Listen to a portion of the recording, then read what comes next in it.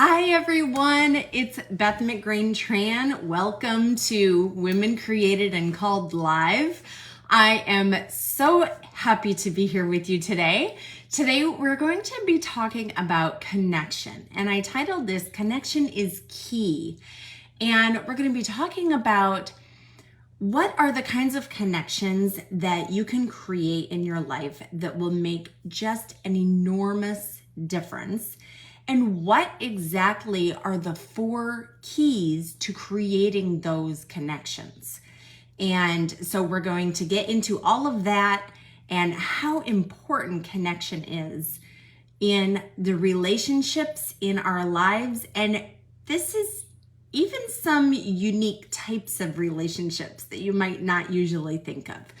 So if you are a woman who is wanting to do God's will, you want to follow God's will, but you notice that you have fears coming up and you want to overcome those fears so that you can finally follow through, then you are in the right place. This is Women Created and Called Live, as I said, and let's get started.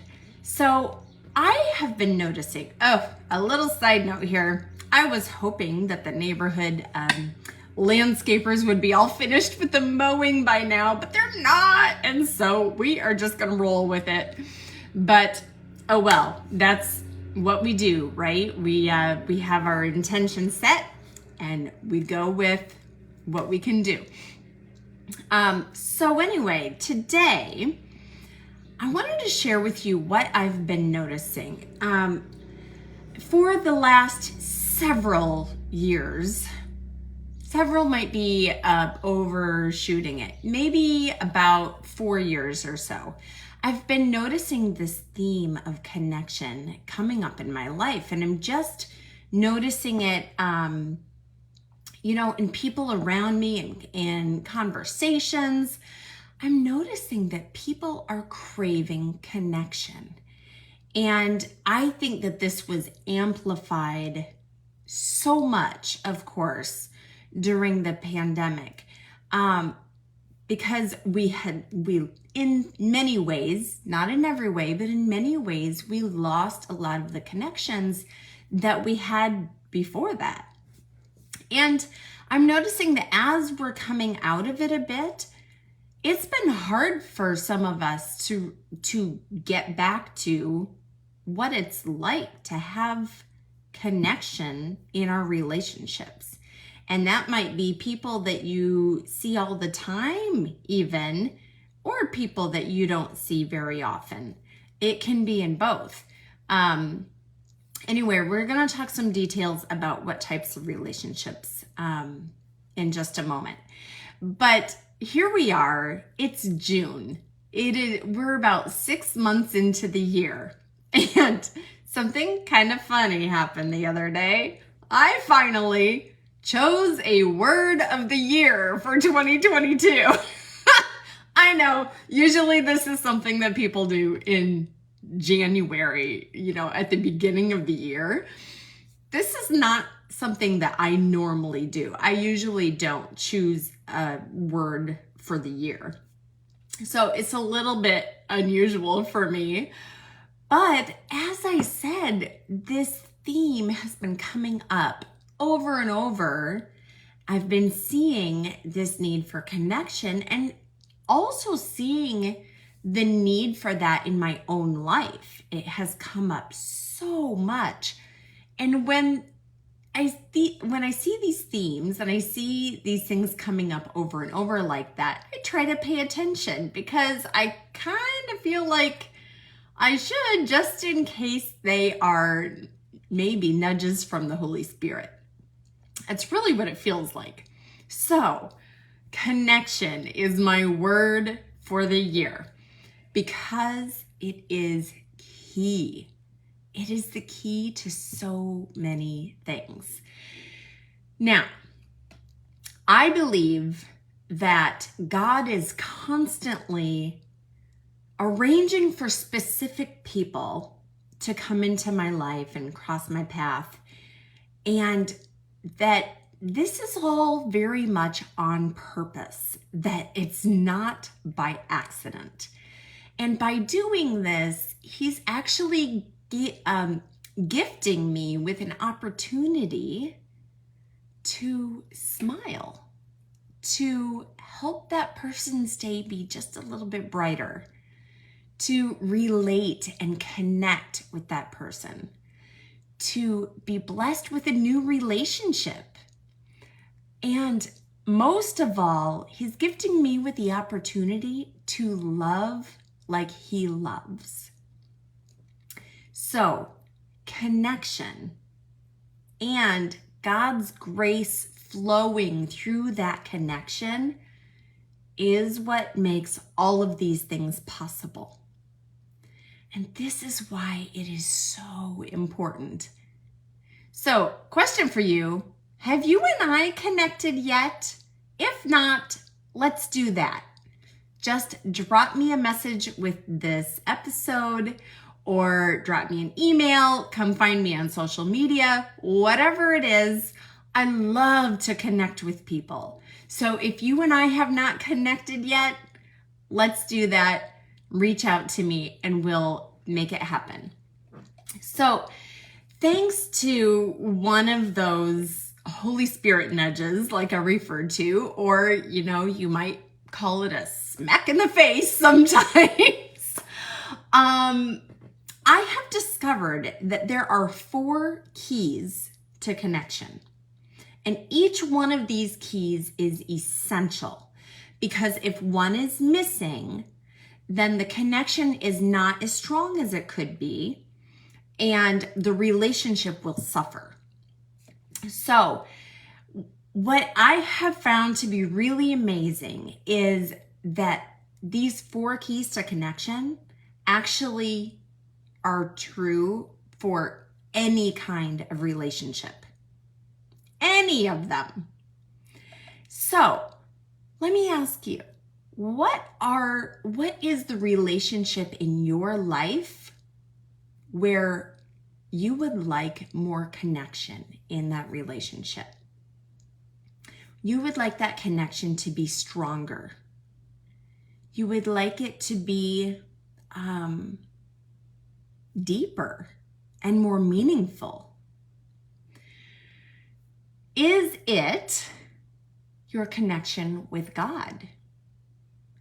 Now, for each of these, I'm going to mention several different types of relationships. And for some of them, I want to note what happens when we are missing out, when we don't have a strong connection in that kind of relationship. So here we go. Connection with God. If you don't have a strong connection with God, you might be experiencing confusion. You might experience not feeling like you have a purpose in your life. You might experience not feeling fulfilled. And you might be experiencing even depression, anxiety, feeling defeated, or even fear. Those can happen without a strong connection with God. When you do have a stronger connection with God, with that strong connection, you might experience belief, faith, trust, integration of the whole person. First, that connection with between the soul and God. And then when that connection is created and strong, then the mind and the body connection can follow. It's incredible how that happens. This one really is, I call them all the time, I call them a domino change. It's something that creates a domino effect in your life. So when you create that strong connection with God, these other things can then follow. With the strong connection with God, you might also experience being more Christ-centered and also other-centered. So you might find that your focus is on Christ and it's on others even more. And you will experience more joy and peace. Another type of relationship, how about your connection with yourself? As I just mentioned, once you have that connection with God a little stronger, then your connection with your own mind and body can be stronger. So your connection with yourself, if you are lacking in this area, you might experience a lack of self-knowledge. You might experience doubt. You might be beating yourself up a lot. You might experience mistrust or fear or an unhealthy body, mind, and soul. Also, you might experience exhaustion and, again, depression, anxiety, and feeling defeated. With a stronger connection with yourself, you will experience more self-awareness, confidence, self-compassion, also trust and fortitude and magnanimity. You will experience more overall wellness in your body, mind, and soul. And also, I said confidence already. I have it written twice. That's a big one. That's a really big one. And also other-centeredness, just like with that connection with God. When you have a stronger connection with yourself, it actually helps you focus outward on others. How about a connection with your spouse? Without that being strong, you might be experiencing loneliness, anger, resentment, disappointment, a coldness, or even lukewarm feeling in the relationship. You might feel distant from your spouse. And just kind of overall, you might feel like your relationship is on shaky ground. And you might experience mistrust. With a stronger connection in your marital relationship, you can experience more love, patience, gratitude, faithfulness, satisfaction, warmth in the relationship, or maybe even it might feel hot. More intimacy, both emotional and physical. And overall, you can feel more solid in that marital relationship. With a stronger connection with your kids, is this the area where you are looking for a stronger connection? Without it, you might experience rebellion, you might experience misunderstanding in that relationship, maybe a rejection of family values, and also you might see some attention-seeking behavior. With a stronger connection with your kids, you can experience more love, gratitude, a healthy independence, self-sufficiency for them, more confidence, also understanding. You might see them making better informed choices, and you might see them grounded in the values that you have worked so hard to instill. And also a mutual appreciation in the relationship and more fun. It's amazing what connection can do. So that's a better connection with your kids. How about with your parents? If your parents are still living and you want to have a stronger connection with them.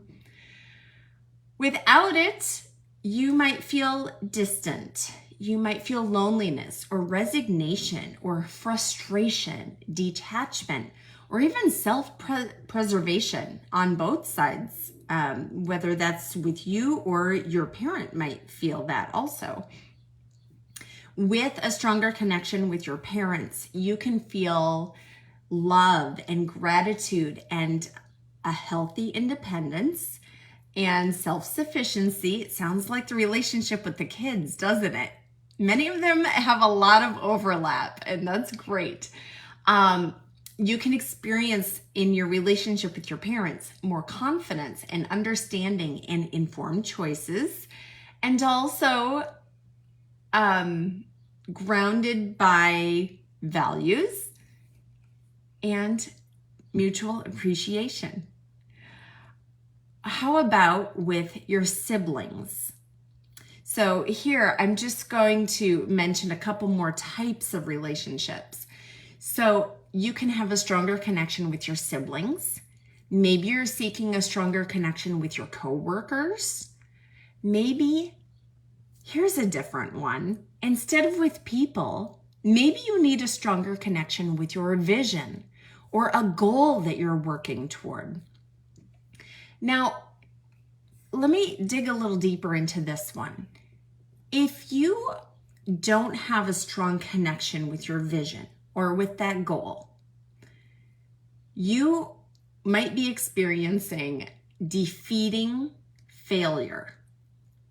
A few weeks ago, I talked about what if failure were not even a thing? Well, sometimes we can have that really healthy kind of failure, and that's fantastic. But there is another kind of failure, and this is the kind where you just become defeated. You literally just give up. And then it really is failure. But it only is failure if you give up, if you were defeated. That, if you're wondering, if you want to know more about that, go back to that previous episode. I forget which number it is. It's either 6 or 7. But also, if you don't have that strong connection with your vision or with your goal, you can experience a damaged or a destroyed self-trust. You also might be experiencing lots of self-beat up and doubt and spinning in confusion. Also, you might be feeling stuck. You might have little or no progress toward that goal. You might experience self-preservation. It's just your brain trying to keep you safe. And you might be experiencing comfort, which, if you're going toward a big enough vision, and as the phrase that comes to mind comes from Michael Strassner, who I have been trained by before.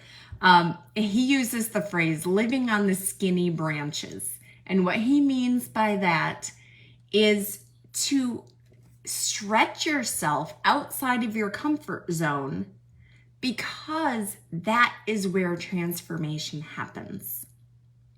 And if you are working toward a big enough vision and a big goal, a transformation is what it will take in order to get there. So, I hope that your wheels are turning a little bit. What is that for you? Think about it. So all of those things, so I brought up comfort. So comfort is one of those things, if you are not connected with your vision, you might be staying in your comfort zone and not going out on those skinny branches, as I said. With a stronger connection to your vision and to your goals, you can experience more consistency, steady progress, calculated risk. Again, those skinny branches. You can experience you can be more productive. Actually, this is meant to be an adjective. You can experience productive failures. Or another way to say that is educational failures or growth failures. So these are the kinds that I say, if that's the kind of failure you're having, is it really a failure? Maybe it's not, right? You also, if you are connected with your vision, you will be collecting positive evidence.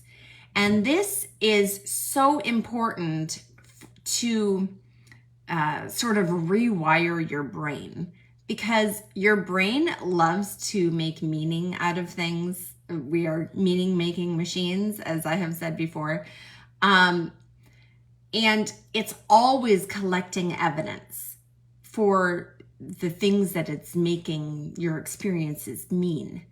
So when I say you will be collecting positive evidence if you are connected to your vision, that means that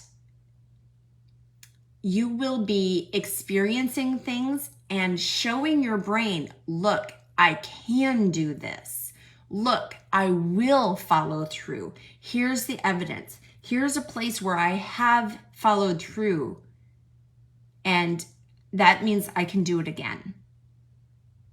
Or, here's a place where I've been working on, let's see if I can think of another example for you. I've been working on, maybe it's being prompt, being on time for things. So, okay, I did it, and that shows your brain, look, I did it. I'm collecting positive evidence for the change that I want to make, to show my brain I can do it. And it's incredibly powerful when you do that, because usually your brain is going to be looking for reasons why you can't. But it takes connection with your vision, constant connection, in order to turn that around and turn it into the positive kind of collecting evidence. Other things, you can experience faithfulness when you're connected to your vision. You can keep going no matter what, keeping your word. You can also experience more perseverance and courage and fortitude and completion, and in the end, success. So, what about your connection with your finances? Is this an area where you would like to have a better connection? Because what happens if you don't? If you are not connected with your finances, you can experience crushing debt or stagnant funds. Maybe it's just not going up or down, but it's definitely not growing. You might be experiencing confusion. You might experience self-preservation again. You might be in that area where you're taking no risk, there's no growth. You might be living paycheck to paycheck and barely getting by, and ultimately it could result in poverty. This is what can happen when you're not connected to your finances. What if you are? If you are connected, then you can experience informed choices, steady growth in your funds, or steady income. You can experience better understanding. Maybe you're taking calculated risks. Maybe you are becoming more resourceful. And you can also actually fund that vision that we just talked about. Maybe that's travel. Maybe it's a new business. Maybe it's a new home or education or a certain type of investment that you want to make. And ultimately, when you're connected to your finances, you can achieve financial freedom. It's so important. How about your calendar? Are you somebody who is feeling busy all the time, feeling like you don't have enough time for things? Connection is key here also. So if you are not connected with your calendar, you might be experiencing feeling busy, as I mentioned. You might feel overwhelmed, maybe like you're hustling all the time, or you're constantly putting out fires. You're getting no rest. you're having no fun, and you have no time for what matters most to you. Okay, so what happens if you are connected with your calendar?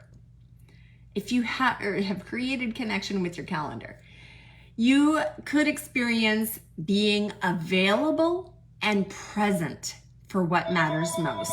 Oh gosh, I'm sorry. Please excuse the phone ringing. I can't believe I didn't shut off that ringer. I will have to remember to do that when I finish here. I'll probably ring a couple more times.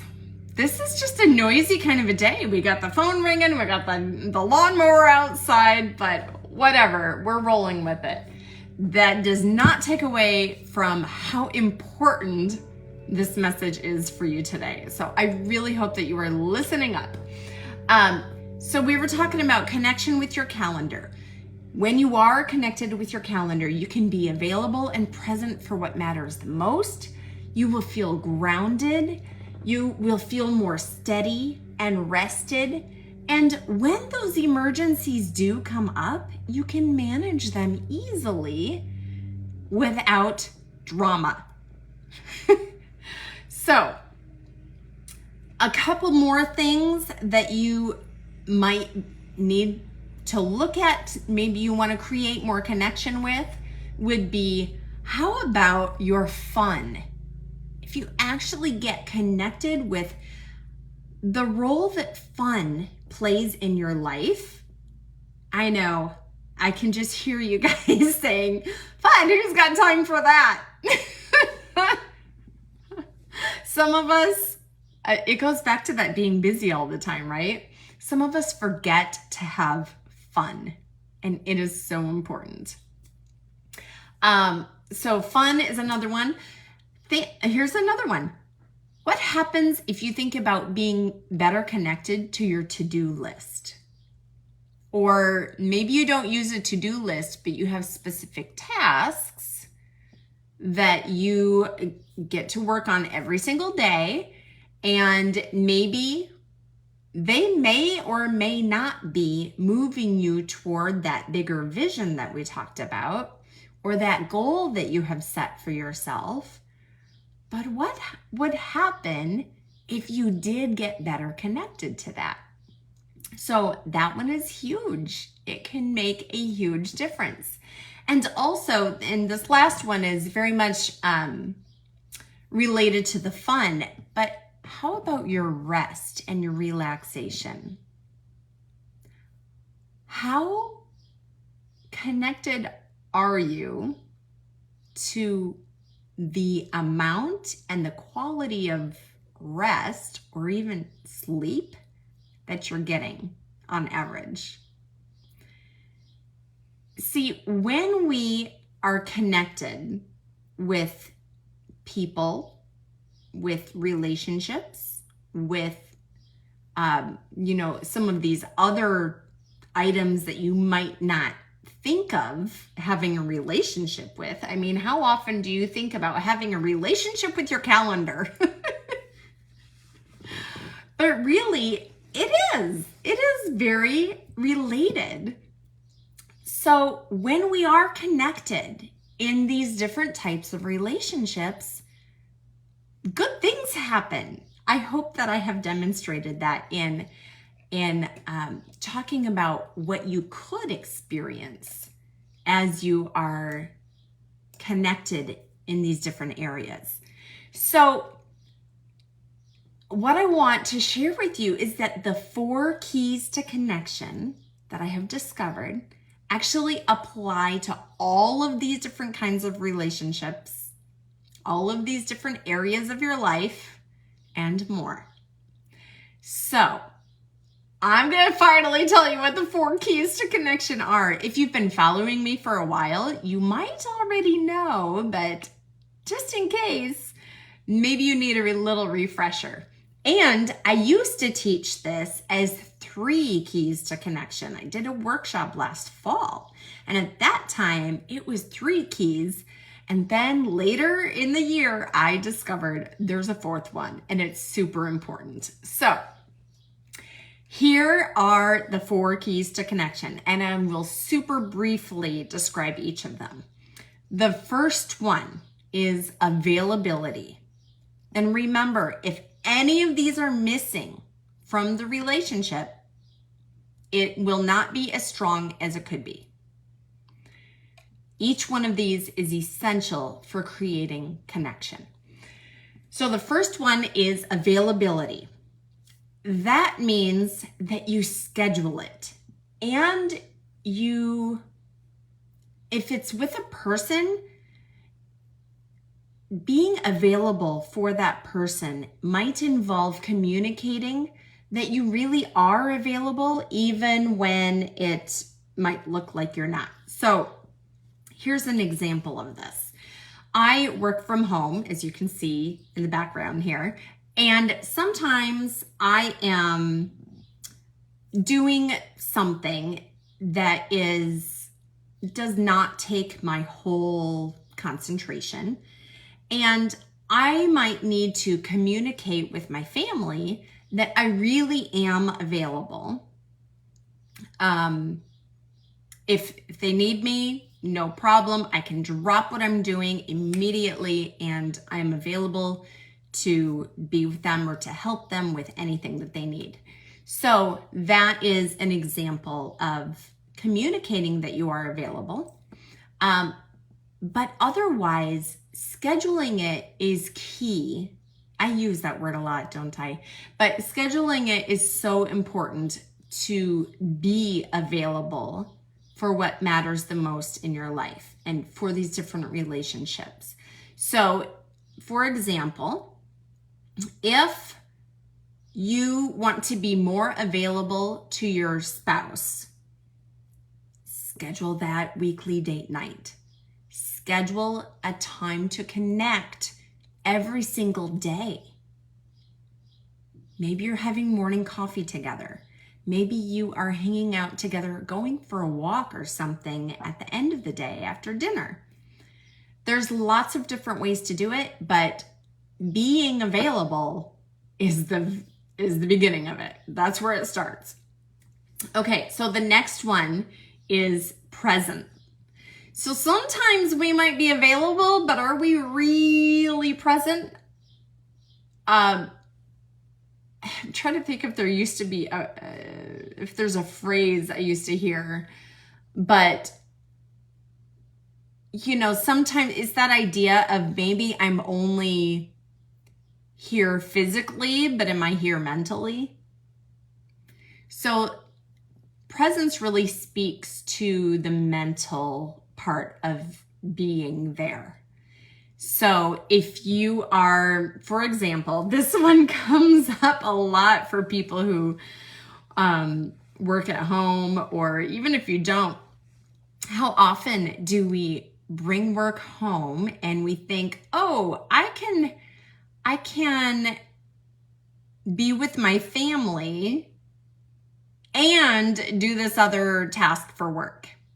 So maybe maybe it's family movie night and you are available. You've put it on your calendar. You plan on sitting there with the family and being available, being physically there in the room while the movie's going on.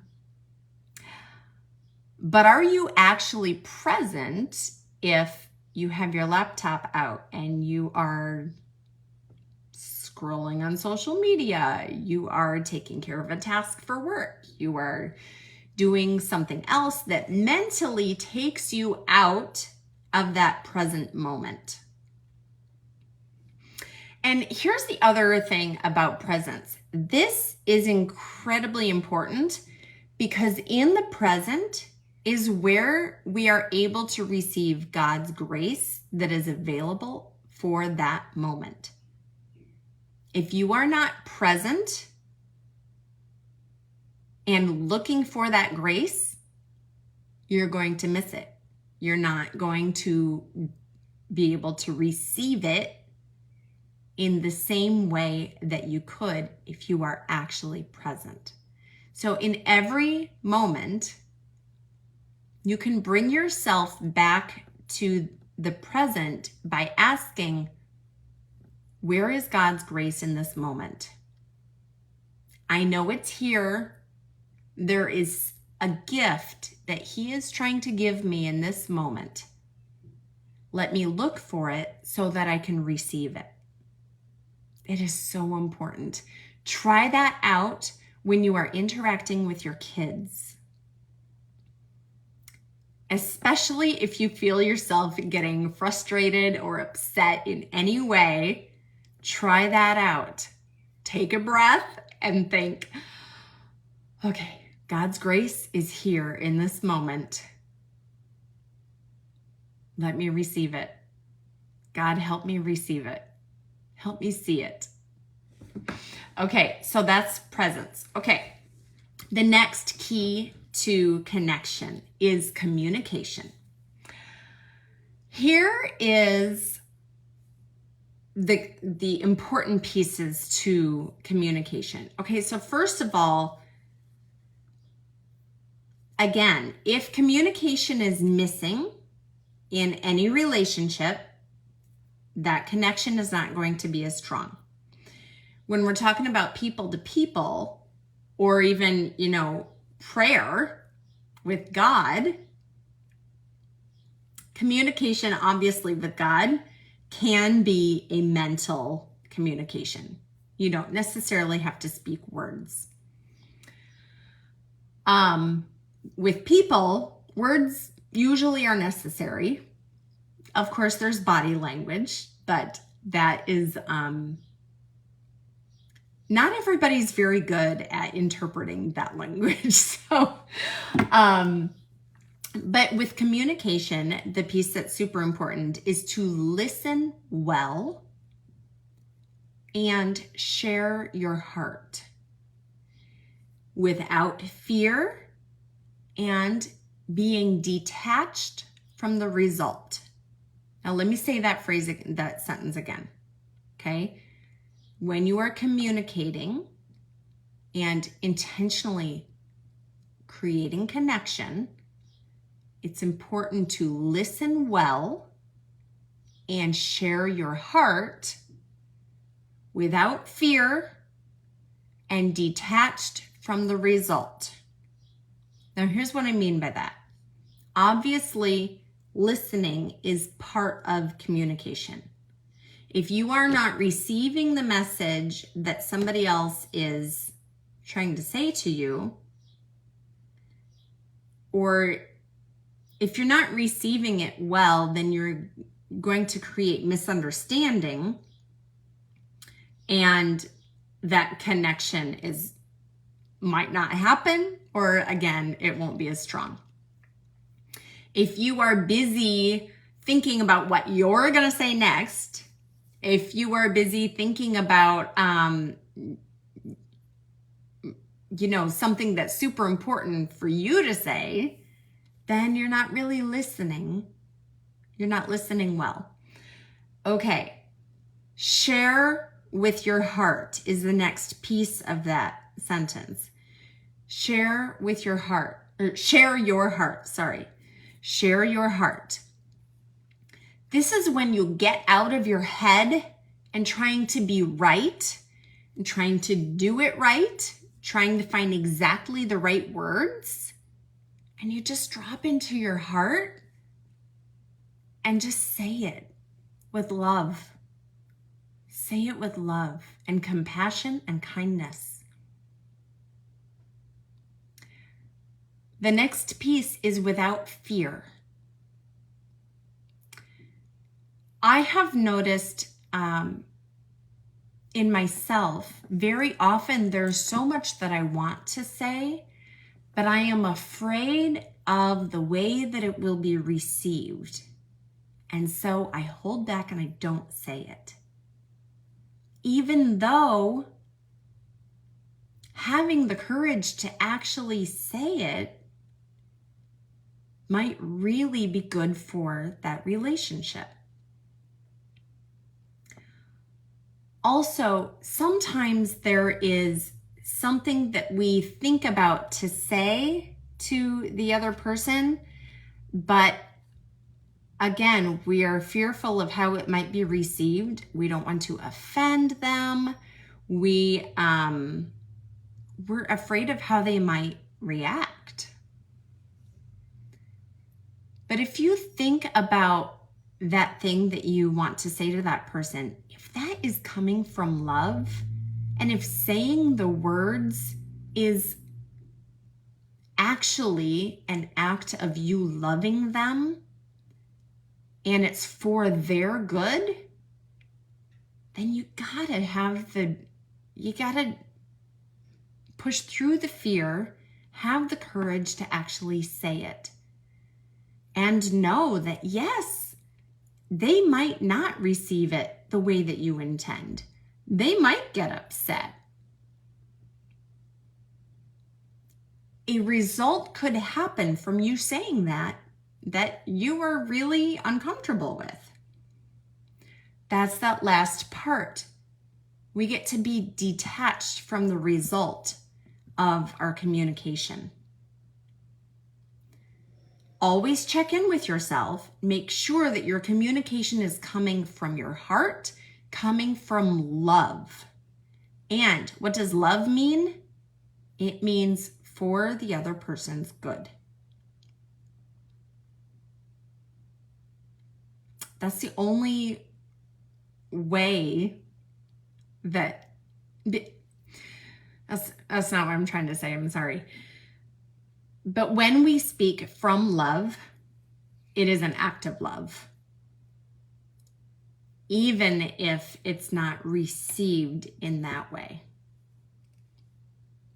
Okay, so that's all I'm going to say about that. So communication is a big, big part of creating connection. How does that look if it's not with a person? Communication can be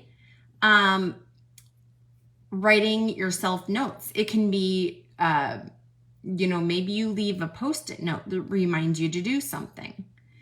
Maybe it's writing down your to-do list. Maybe it is putting your specific tasks that you want to work on during a certain time of the day, actually writing those into your calendar. Maybe it's coming up with a strategy and a step-by-step plan to do something, and you're writing that down. Oh, here's a huge one. Journaling. Journaling, if you were talking about creating a better connection with yourself or with God, journaling is extremely powerful. It is so helpful. Every time I actually do journal, I don't consistently, but whenever I do, powerful things happen. And writing can also be wonderful communication when you have those more difficult relationships with people and you want to communicate with love, and it's harder to actually say the words than it is to write a letter. I have done that before, approached a difficult conversation with a letter, and it really worked. It helped me get my thoughts out of my head onto paper. I handed the letter to the person, they read it, and then it opened up the conversation. It began the conversation. Whereas without the letter, I was afraid to begin the conversation. So that is another huge tip for you. Now, the fourth key to connection, the one that was missing before when I did the workshop last fall, is commitment. Now, here's the thing with commitment. We are people who can have trouble with following through with things. That's even in the tagline of this podcast. If you want to conquer your fear so that you can follow through with God's plan for your life, this is the place. So following through, sticking with our commitments. When you say that you're going to do something, whether that be to another person, whether that be, if we're talking about connection to your vision or your goal, whether that be just doing a little project, maybe it's cleaning out your closet. I don't know, whatever it is, but when you say that you're going to do something and you don't do it, that does something in your brain. Remember how I talked about collecting evidence earlier? When we don't keep our commitments, our brain collects the negative kind of evidence. And we'll point back to that every time you say that you're going to do something in the future. It'll say, oh no, you don't follow through with things. Remember that time when you said you were going to clean out your closet and then you didn't? Or sometimes the people in our lives do this, right? Sometimes it'll be the people saying, hey, I know you say that you're going to do this, but you haven't done it in the past. And so how can I believe you now? And sometimes these are the conversations that happen inside our own heads. You might beat yourself up for not following through in the past. And what does that do for right now when you want to commit to something new? It might cause you to not move forward. It might cause you to stop and give up. So, commitment is huge for creating connection. Keeping your commitment. So how do we do this over a period of time? What I have noticed is that whenever my commitment is wavering on something that I have said that I would do,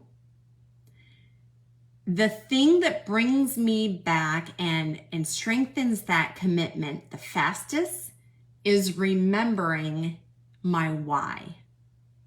Why did I want to commit to that in the first place? So there is an exercise that I heard from Dean Graziosi. It's called 7 Layers Deep. And what you can do is you would state your commitment. And I suggest putting this on a piece of paper. It's really helpful if you write it out. Again, that communication through writing is actually really powerful.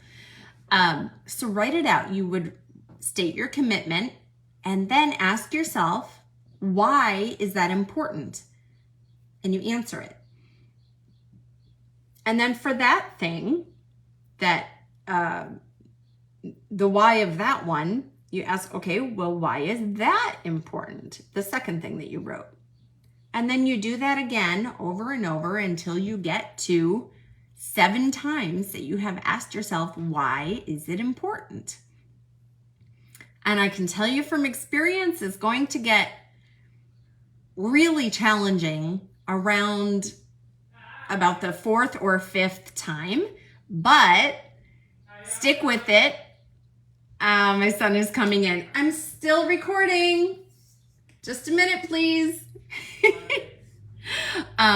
So right around the 4th or 5th time, it's going to get really challenging. Okay.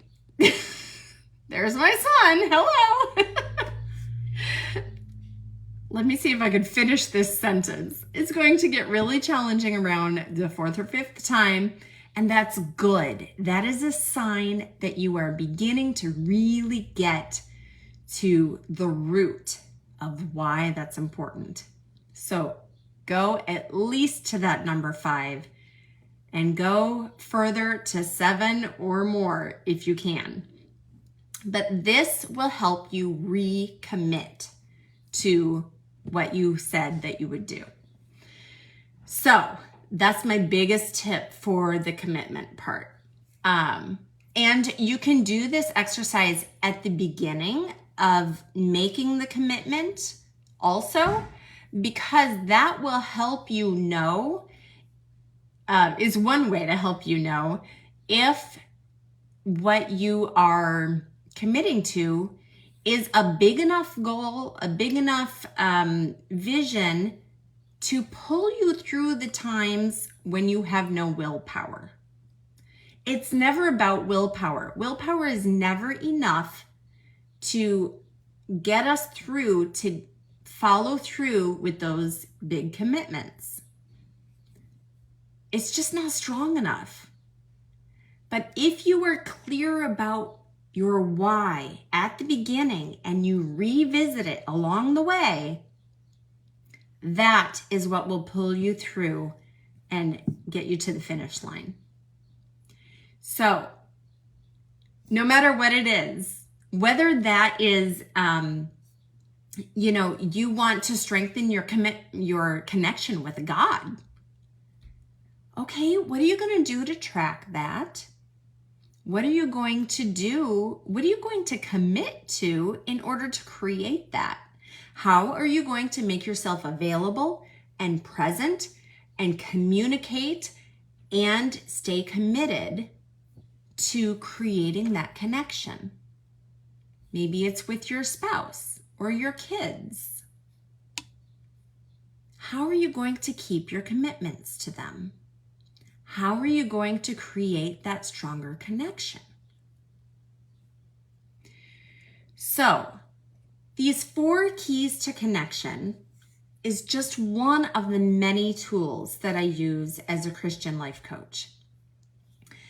So if you are curious to learn more about them and specifically how you can apply those to your own life and the different types of relationships that you would like to really strengthen and create a better connection, then let me know. Reach out. Again, we can connect through email. You can leave a comment with this episode.